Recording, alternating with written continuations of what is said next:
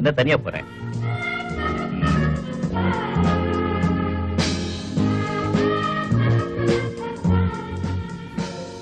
Hello, கம்பெனிக்கு யாரும் இல்லையா? உங்களுக்கும் சேர்த்து டிக்கெட் நானே எடுத்துட்டேன். போலாமா? என்ன அப்படி பாக்குறீங்க? முன்ன பின்ன தெரியாதுனா பக்கத்துல வந்து உரிமையோட பேசுறேன்னு பாக்குறீங்களா? அத்தனை பேரையும் விட்டுட்டு உங்களை எப்படி தேடி பிடிச்சேன்னு பாக்குறீங்களா? அதுக்கு காரணம் நீங்க நிக்கக்கூடிய இடம் அப்படி.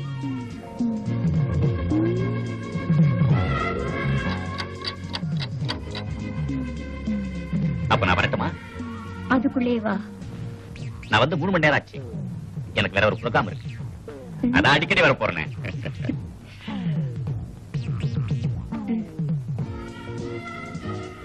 என்ன அப்படி பாக்குறீங்க?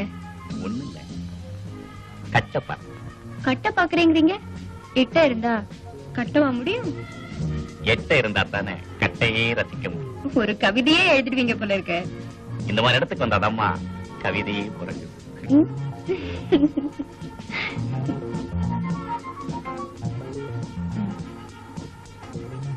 நான் இன்னைக்கு நரிமுகத்தில் முடிச்சிருக்கேன். அப்ப நீங்க அடிக்கடி நரிமுகத்திலே முழிங்க.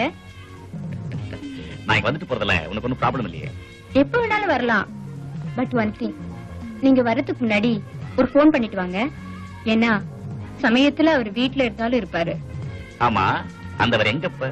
இப்போ போட்டோல தான் இருக்காரு.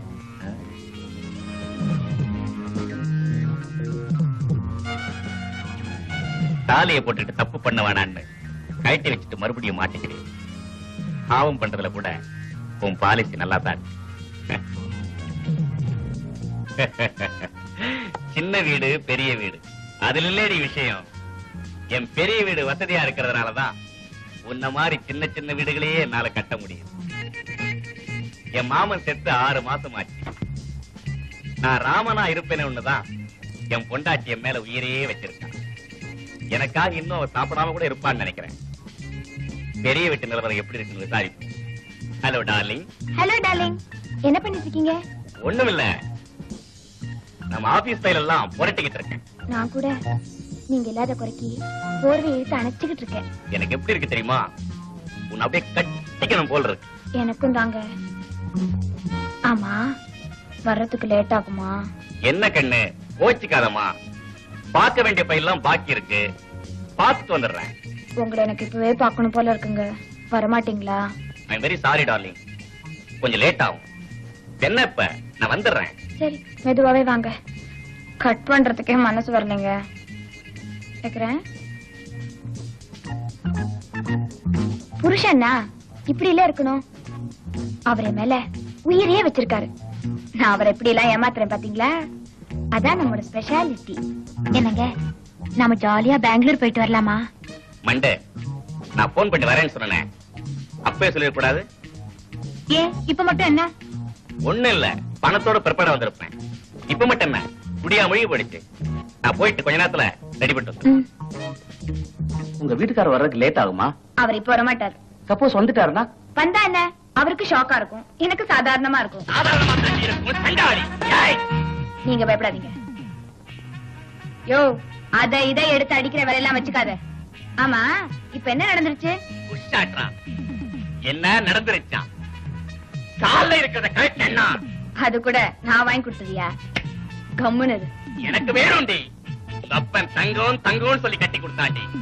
எத்தனை கேரக்டர்னு கேட்கல, உன் கேரக்டர் நான் புரிஞ்சுக்கலடி. இப்பதாண்டி புரியுது நீ 16 கேரக்டர். அப்பன் வைரம் வைரம்னு சொன்னாண்டி. அது அறுக்கு முன்ன இப்பதாண்டி தெரியுது. கோவத்தை ரொம்ப அதிகமா பொழியறீங்களே. தமிழ் படம் அடிக்கடி பாப்பீங்களா? ஏண்டி அடிக்கடி வீட்டுக்காரும்பிய. இப்ப தாண்டி தெரியுது வீட்டுக்காரலையே உன் வீட்டுக்காரரை வச்சிருக்கேன். ஓடாதடா ஓட்டுறேன். எனக்கு வர்ற ஆத்திரத்துல உன்ன நாக்க பிடிங்கிட்டு சாகலாங்கறியா? கையடியா? நெற்றிக்கண்ணெல்லாம் திறக்கிற வேலை வச்சுக்காத சிவா. நான் சொல்றத கவனமா கேட்டுக்க. நீ என்ன கல்யாணம் பண்ணிக்கும் போது எனக்கு 10 லட்சம் தெரியுமா இல்ல அதுக்கு மேல தெரியுமான்னு கணக்கு போட்டிய தவிர நான் ஒரு பத்தினியாவோ இல்ல உத்தமையாவோ இருப்பேன்னு நினைச்சு பாத்தியா? அப்படி நினைச்சு பாத்திருந்தீன்னா அது உன் தப்பு. நீ ஒரு ஏகபத்தினி விரதத்தை கடைபிடிக்கிற ராமனா இருந்து நான் சீதையா இல்லாம பாத மாறி போயிருந்தா நீ சத்தம் போடுறதுல நியாயம் இருக்கு. ஆஃப்டர் ஆல் நீயே ஒரு எச்சக்கலை. என்ன பத்தி பேசுறதுக்கு உனக்கு வெக்கமா இல்ல? இப்போ ஒண்ணு குடிமொழிக்கு போயிடல. நான் ஏதோ இடையில அனுபவிச்சுக்கிட்டு இருக்கேன். இதெல்லாம் கண்டும் காணாம இருந்து சொத்தை அனுபவிக்கிறதுனா இரு. அப்படி இல்ல எனக்கு இந்த வேஷம் ஒத்து வராது, ரோஷன் தான் வரும்னா நடைய கட்டு.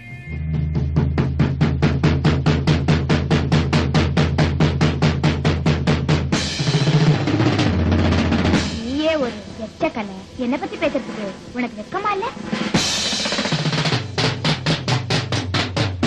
அப்படி இல்ல எனக்கு இந்த வேஷம் ஒத்து வராது, ரோஷன் தான் வரும்னா நடைய கட்டு.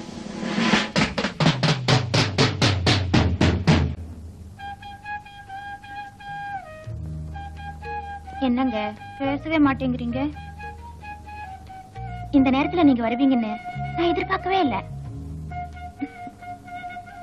உங்க மேல நான் உயிரையே வச்சிருக்கேங்க. Sorry for the disturbance. ஒண்ணு இல்ல, வாட்ச மறந்துட்டு போயிட்டேன். என்னங்க அப்படியே பாக்குறீங்க?